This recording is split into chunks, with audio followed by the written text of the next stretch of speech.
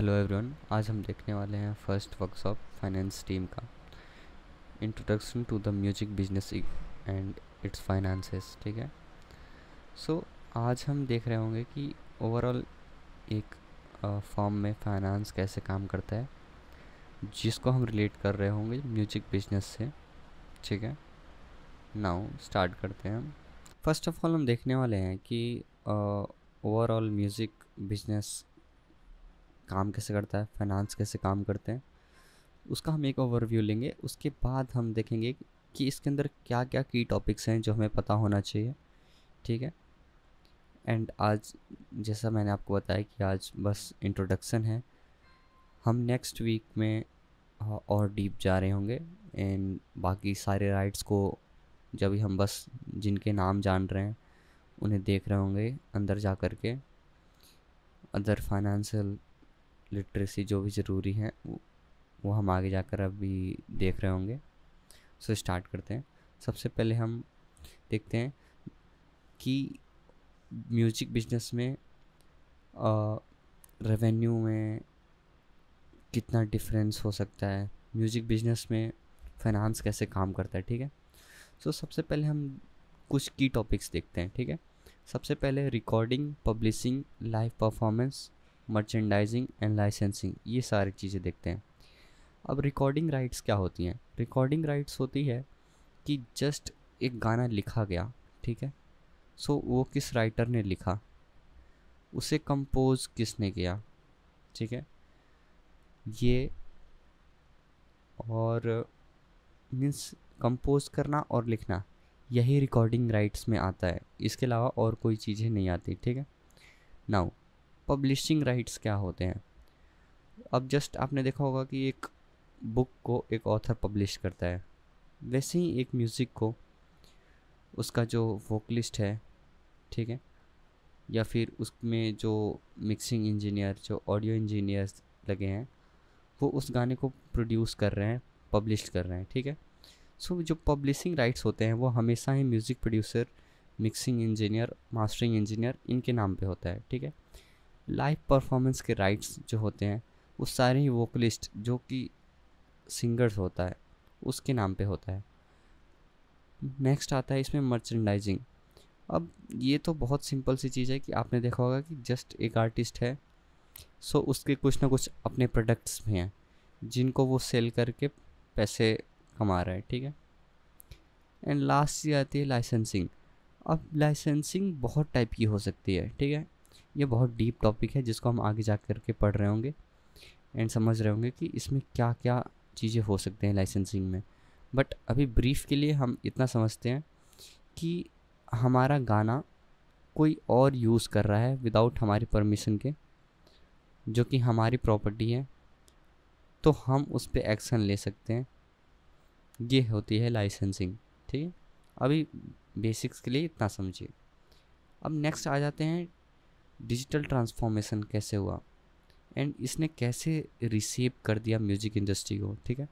आपने पहले देखा होगा कि हम रेडियोज़ या टीवी चैनल्स का यूज़ करते थे एंड उन टीवी चैनल्स के कुछ शो टाइम्स होती थी जिन पे एक सेट नंबर ऑफ सॉन्ग्स आते थे, या फिर रेडियो पे भी एक सेट नंबर ऑफ सॉन्ग्स आते थे। ठीक है। बट अभी का ज़माना क्या है कि सब कुछ बदल गया है। हमें जो गाना हमें सुनना है हम वो गाना सुन सकते हैं, बट टीवी पे ऐसा नहीं होता था। टीवी पे जो गाने आते थे वही हमें सुनने पड़ते थे, राइट। ये ट्रांसफॉर्मेशन को हमें समझना है। जैसे पहले क्या होता था ना कि जो म्यूज़िक का जो बिज़नेस है वो इतना एलेबोरेटेड नहीं था। उस टाइम पे क्या होता था कि जो म्यूज़िक है उसको हम दो ही जगह पे मार्केट कर सकते थे, या तो रेडियो, टीवीज़, ठीक है, या दूसरा होता था जैसे आपने देखा होगा मूवी के पोस्टर्स लगाए जाते हैं कि ये मूवी आने वाली है, या न्यूज़पेपर्स में आपने आउटलेट्स देखे होंगे, बहुत पहले आते थे कि ये मूवी रिलीज़ होने वाली है, सलमान खान की मूवी दबंग रिलीज़ होने वाली है, एंड जो भी है। ये थी पहले की चीज़ें। एंड जैसे ही डिजिटल ट्रांसफॉर्मेशन हुआ सब कुछ बदल गया। आज के टाइम पे रेडियो बहुत कम हो गई है मार्केट में, एंड टीवी पे लोग गाने वो भी सुनना बहुत कम हो गया है। सो आज के टाइम पे मार्केट टेक ओवर हो गया है स्ट्रीमिंग सर्विसेज से, ठीक है। एंड आज के टाइम पे स्पॉटिफाई, विंक, गाना, जियो सावन, इन सब कंपनीज़ ने म्यूज़िक बिजनेस को ट्रांसफॉर्म कर दिया है। नाउ अगर आपको कुछ मार्केट करना है, कुछ आपको सेल करना है, सो आपको रेडियो एंड टीवी पे जाने की ज़रूरत नहीं है। आज आप Spotify, Wynk, Gaana, Instagram, YouTube, इन सब जगहों पे जा कर के आप अपने प्रोडक्ट को मार्केट कर सकते हैं। एंड वहाँ पे आपको इनिशियल रीच मिल सकती है जो आप डिज़र्व करते हो एंड जो आप करना चाह रहे हो, ठीक है। अब नेक्स्ट चीज़ इसमें आती है इंटेलेक्चुअल प्रॉपर्टी। ये बहुत डीप चीज़ है एंड इसको जाके हम आगे देख रहे होंगे। इसमें बेसिकली दो चीज़ें होती हैं, master recording and publishing rights, ठीक है। ये दोनों अलग अलग चीज़ें हैं। इसको मैंने आपको जस्ट अभी कुछ टाइम पहले भी बताया था। इसको हम आगे जाके देखेंगे कि ये इंटेलेक्चुअल प्रॉपर्टी होती क्या है एंड ये म्यूजिक बिजनेस में क्यों इतनी ज़रूरी चीज़ें हैं, ठीक है। नाउ अगर हम इसमें एक और चीज़ आती है पीआरओज, परफॉर्मेंस राइट ऑर्गेनाइजेशंस। ये क्या, ये भी एक गवर्नमेंट ऑन बॉडी होती हैं जो कि वोकलिस्ट मैं जब भी कहूँ इसका मतलब आपको समझ जाना है कि मैं सिंगर की बात कर रहा हूँ। सो जो भी वोकलिस्ट है उसकी राइट्स को प्रोटेक्ट करने का काम करती है पीआरओज। सो ये एक और की फैक्टर आपको याद रखना है जो कि आपको बहुत हेल्प करने वाली है आगे एंड हम बहुत यूज़ करने वाले हैं इस चीज़ को। नाउ अब यहाँ पे आपको एक छोटा सा क्विक असाइनमेंट बोलो या एक फ़न एक्टिविटी बोलो, हम ये कर रहे हैं। जस्ट आपको एक वेल नोन आर्टिस्ट के बारे में रिसर्च करना है कि उनका मेन रेवेन्यू स्ट्रीम क्या है, ठीक है। वो कहाँ से पैसे कमाते हैं, सबसे ज़्यादा पैसे वो कहाँ से कमा रहे हैं। बस इस चीज़ के ऊपर आपको रिसर्च करना है। कोई भी आर्टिस्ट हो सकता है आपके पसंद का, जिसको आप सुनना पसंद करते हो। सो अभी बैक टू द टॉपिक हम आ जाते हैं फिर से एंड हम देखते हैं कि अब रेवेन्यू स्ट्रीम्स क्या क्या हैं म्यूजिक इंडस्ट्री में, ठीक है।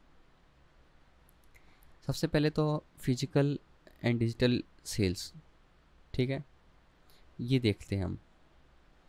अब फिजिकल एंड डिजिटल सेल्स दोनों बहुत डिफरेंट है एंड आज के टाइम पे फिजिकल सेल्स बंद हो गई है। अब फिजिकल सेल्स में होता क्या है, जैसे कैसेट्स हो गए, सीडीज़ हो गई, ये सारी चीज़ें वो आज के टाइम पे बहुत मतलब ना के बराबर हो गई हैं, बंद हो गए हैं, ठीक है। आज के टाइम पे डिजिटल सेल्स की ही बूम है एंड हम काम भी डिजिटल सेल्स के ऊपर ही कर रहे हैं, ठीक है। नेक्स्ट चीज़ स्ट्रीमिंग रेवेन्यू, स्पॉटिफाई, विंग, गाना, हंगामा, जितने भी स्ट्रीमिंग सर्विसेज हैं उनसे कितना पैसा आ रहा है, कितना पर स्ट्रीम कितना रेवेन्यू जनरेट हो रहा है, ये सारी चीज़ें स्ट्रीमिंग रेवेन्यू में आ जाती हैं, ठीक है। नेक्स्ट आ जाता है परफॉर्मेंस रॉयल्टीज़। अब इसलिए मैं आपको पहले बताया पीआरओज। अब ये होता क्या है, ये एक गवर्नमेंट बॉडी है जो कि हर सिंगर्स के, हर वोकलिस्ट के जो राइट्स होते हैं उनको प्रोटेक्ट करने का काम करती है, ठीक है। अब इसमें राइट्स प्रोटेक्ट करने का काम कर रही है तो मीन्स क्या कर रही है। सपोज करो कि मैं एक आर्टिस्ट हूँ, ठीक है। मैंने एक गाना बहुत पुराना मोहम्मद रफ़ी का या फिर उदित नारायण का कोई गाना मैंने अपने शोज़ में गाया, ठीक है। तो ओरिजिनल गाना तो उदित नारायण या फिर मोहम्मद रफ़ी का था, तो मैंने गाया। सो मुझे उनको कुछ राइट्स देने पड़ेंगे, उनमें अपने शोज में से कुछ पैसे देने पड़ेंगे उनको, ठीक है।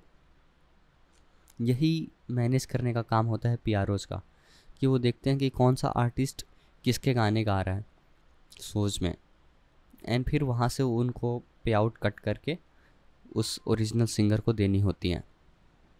बेसिक मैं आपको बता रहा हूँ कि ऐसा होता है, बट इससे भी बहुत डिफरेंट चीज़ें हैं इसमें।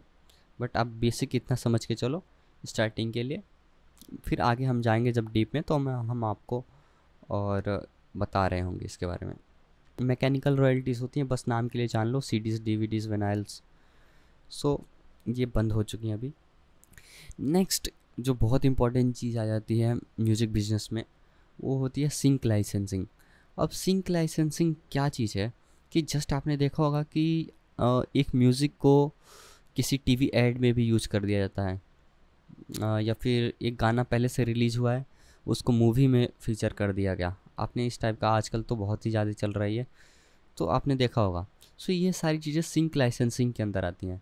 अगर आपको अपना गाना अवेलेबल कराना है सिंक लाइसेंसिंग के लिए, सो उसका प्रोसेस होता है, एंड उसके थ्रू आपका गाना जो होता है वो रेडी हो जाता है कि अब उस गाने को कोई अपनी मूवीज़ में, अपने टीवी शोज़ में या कमर्शियली कहीं पे उसको यूज़ कर सकता है।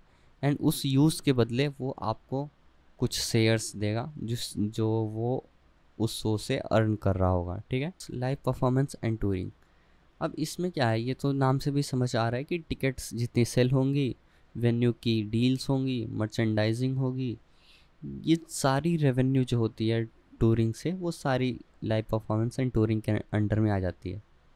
नेक्स्ट है merchandising and branding.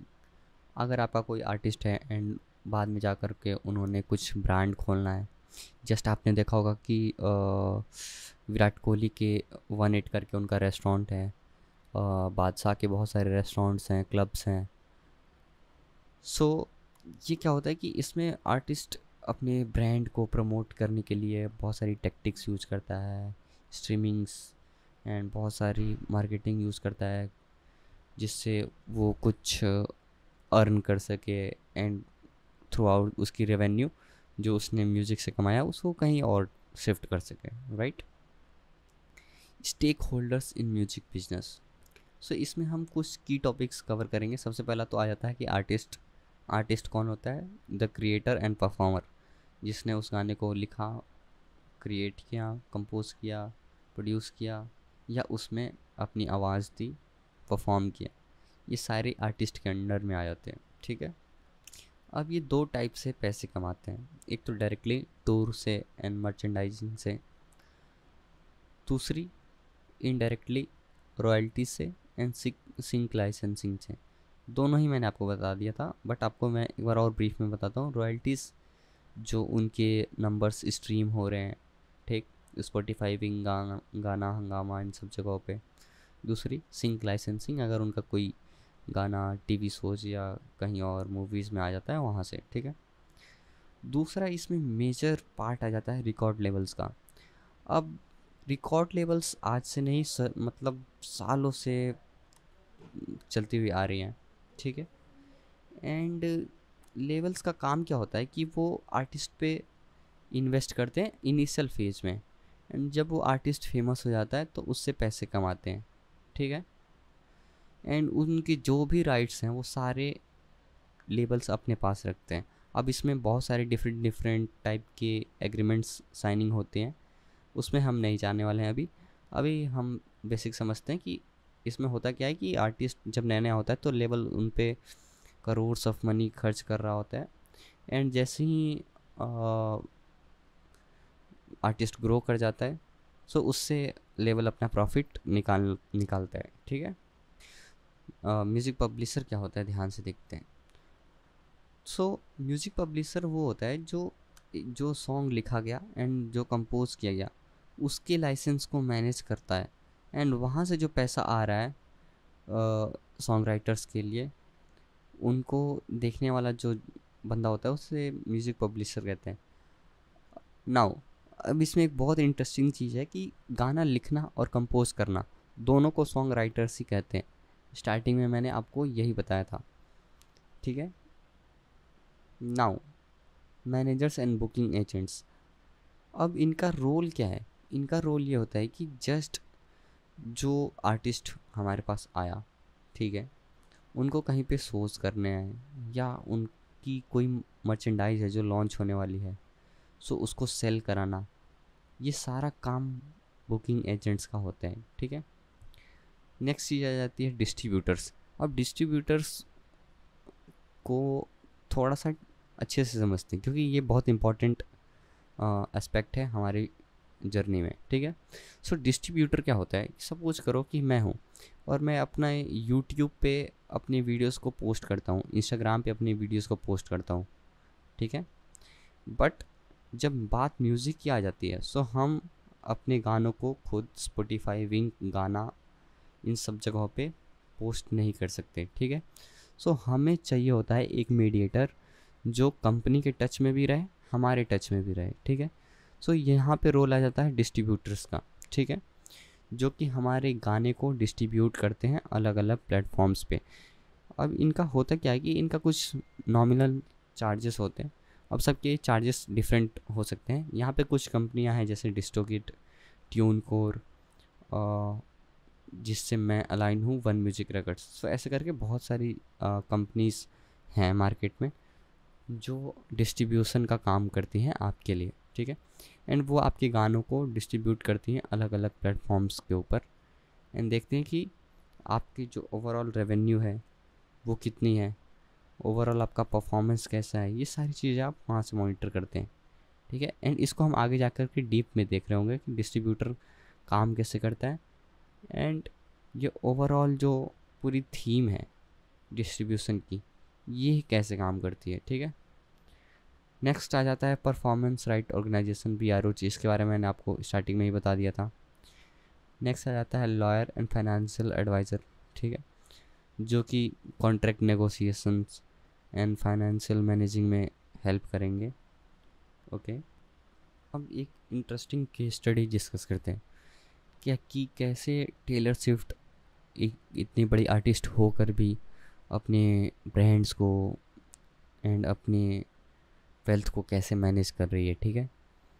So Taylor Swift ने क्या किया, जब वो उनके पास पैसे आने लगे, उन्होंने उस पैसे को बाइफरकेट किया, उन्होंने उन पैसों को बाइफरकेट किया, अलग अलग डिवाइड किया अलग अलग हिस्सों में। जैन कुछ बिजनेसेस में उन्होंने अपने पैसे को डाला, ठीक है।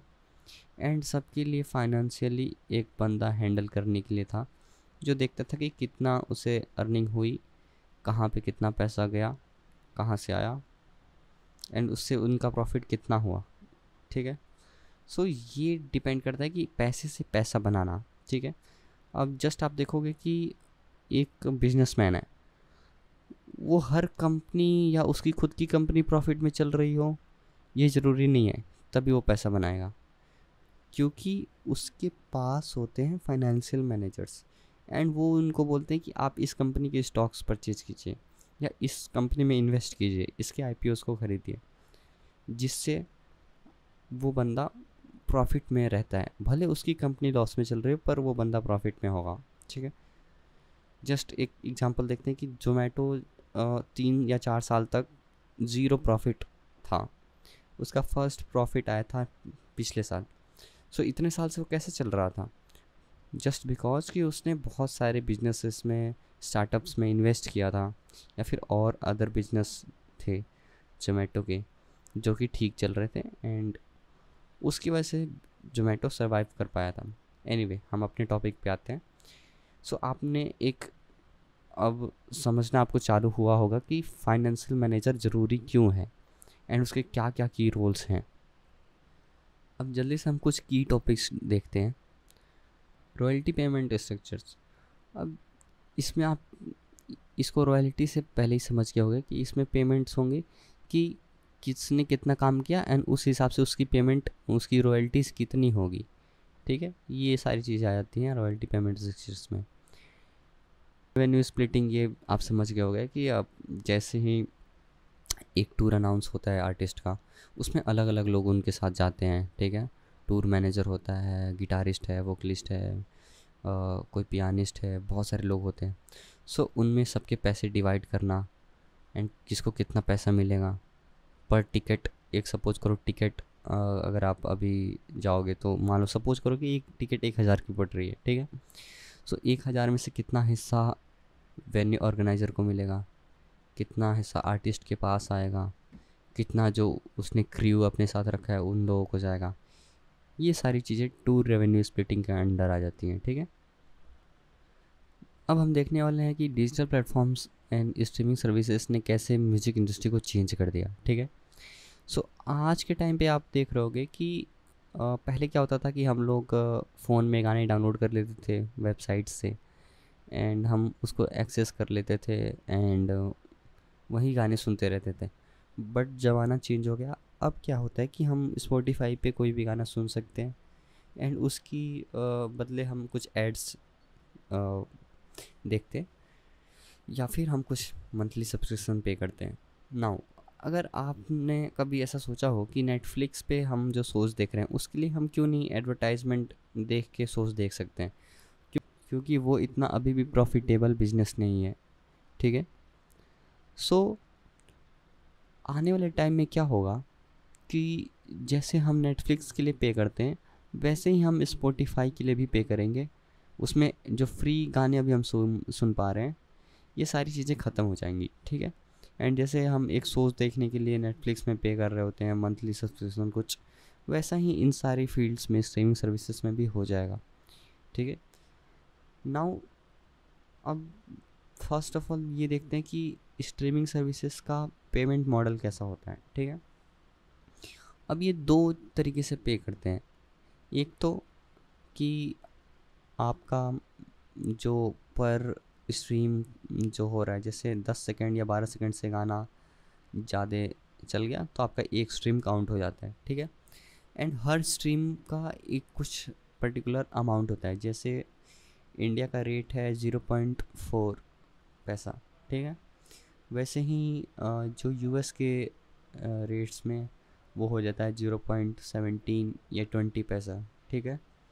सो ये सारी अलग अलग कंट्रीज़ पे डिपेंड करते हैं कि पर्टिकुलर रेट्स क्या क्या होंगे कंट्री वाइज। इंडिया में कॉस्ट पर क्लिक्स जिसको सीपीसी कहते हैं वो कम होती है, बाहर वो ज़्यादा होती है, ठीक है। दूसरी चीज़, जो आपका अर्निंग्स हो रहा है, ठीक है, जो आर्टिस्ट कमा रहा है वो डायरेक्ट डिस्ट्रीब्यूटर के पास जाएगा। जस्ट मैंने आपको स्टार्टिंग में बताया था अभी कुछ देर पहले कि हमारे गाने हम खुद डिस्ट्रीब्यूट नहीं कर सकते, उसको डिस्ट्रीब्यूट करने के लिए हमें एक डिस्ट्रीब्यूटर की ज़रूरत होगी। सो उसी डिस्ट्रीब्यूटर के पास हमारे सारे रेवेन्यू जो हम जनरेट कर रहे हैं अलग अलग प्लेटफॉर्म्स से, वो सारे उनके पास ही जाएंगे, एंड हम वहाँ से अब रेवेन्यूज़ को विड्रॉ करना होगा। अब जस्ट हम एक चीज़ देखते हैं कि रेवेन्यू जनरेशन जो हमें स्ट्रीमिंग सर्विसेज से हो रहा है उसमें हम क्या क्या चीज़ें कर सकते हैं जिससे हमारी रेवेन्यू ज़्यादा हो, ठीक है।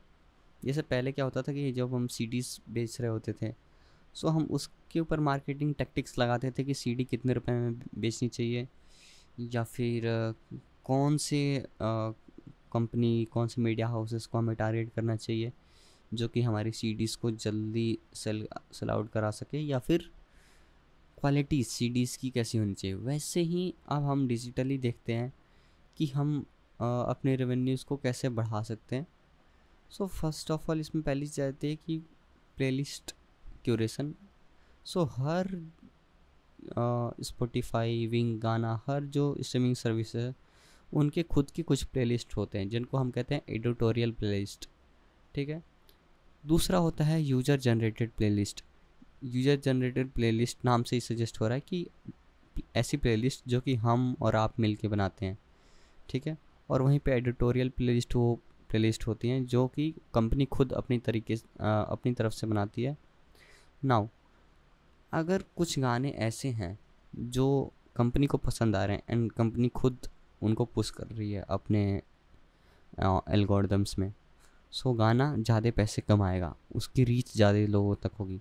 वैसे ही कुछ यूज़र जनरेटेड प्लेलिस्ट भी होती हैं। जैसे सपोज करो कि मैंने कोई प्लेलिस्ट बना दी स्पॉटिफाई पे एंड उसमें सारे हिट गाने डाल दिए, तो एक कोई बंदा आता है मेरे को एंड बोलता है कि मेरा एक गाना नया नया लॉन्च हुआ है, एंड जैसे गाने आपके प्लेलिस्ट में आपने डाले हैं सेम वैसा ही साउंड करता है, तो मेरे प्लेलिस्ट में तो पूरे हिट गाने हैं, ठीक है।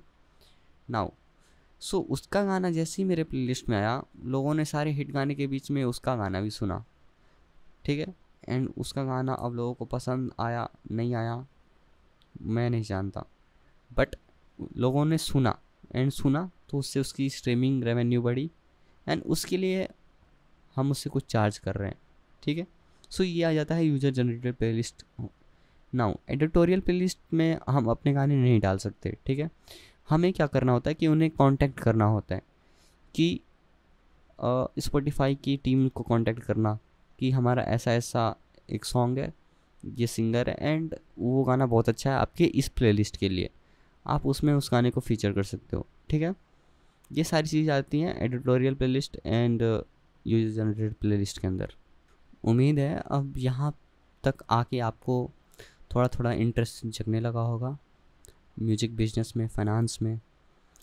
सो यहाँ पे हम एक छोटा सा असाइनमेंट दे रहे हैं आप लोगों को, जिसमें करना क्या होगा कि आज के टाइम पे जो मोस्ट रेवेन्यू जनरेट करने का मॉडल है आज के टाइम पे किसी आर्टिस्ट के लिए, वो उसके बारे में आपको रिसर्च करना होगा एंड आपको उसको कंपेयर करना होगा कि 20 साल में क्या बदल गया है, ठीक है। कैसे, क्या ऐसा रेवेन्यू स्ट्रीम में चेंज आया है कि आर्टिस्ट ज़्यादा पैसे कमा पा रहे हैं एंड फ्यूचर कैसा हो सकता है, ठीक है। अब आप इस पे चैट जीपीटी करने की ज़रूरत नहीं है, अगर आप चैट जीपीटी करोगे फिर आप कुछ सीख नहीं पाओगे। सो इस पे आप रिसर्च करो कि बिजनेस मॉडल कैसे जाके आगे चेंज होने वाला है एंड 20 साल पहले कैसा बिजनेस मॉडल था, ठीक है, फाइनेंस कैसा था। ओके, यहाँ पे इसको हम सम अप कर रहे होंगे। नाउ हम आपको एक गूगल फॉर्म दे रहे होंगे जिसमें आपको ये सेम असाइनमेंट, नहीं तो आपको टाइप्ड फॉर्म में आप टाइप कर सकते हो वहाँ पे, नहीं तो आप पेपर, पेन एंड पेपर लेकर के लिख के एंड उसकी एक इमेज भेज सकते हो, ठीक है, उसमें अपलोड कर सकते हो। एंड आई होप कि आप लोगों को थोड़ा थोड़ा अब इंटरेस्ट जगने लगा होगा। अब नेक्स्ट वीक से हम और डीप जाएंगे एंड देखेंगे कि हम ये सारी फाइनेंस काम कैसे कर रही है, इंडस्ट्री पूरी काम कैसे कर रही है एंड क्या क्या फाइनेंस में चीज़ें नेसेसरी हैं हमें स्टार्ट करने के लिए। सो जस्ट आपके जब 3 वर्कशॉप हो जाएंगे, सो हम आपके एक इंटरव्यू कंडक्ट कराएंगे आपके लिए एंड वहाँ पे हम आपको कुछ बेसिक क्वेश्चंस पूछेंगे जो इन 3 वर्कशॉप में हमने आपको पढ़ाया है।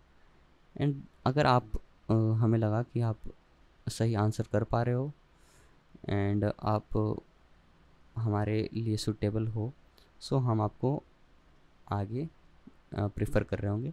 सो गूगल फॉर्म सारे आप जो भी आए उसमें असाइनमेंट अपलोड कर देना एंड फिर हम नेक्स्ट वीक मिलते हैं।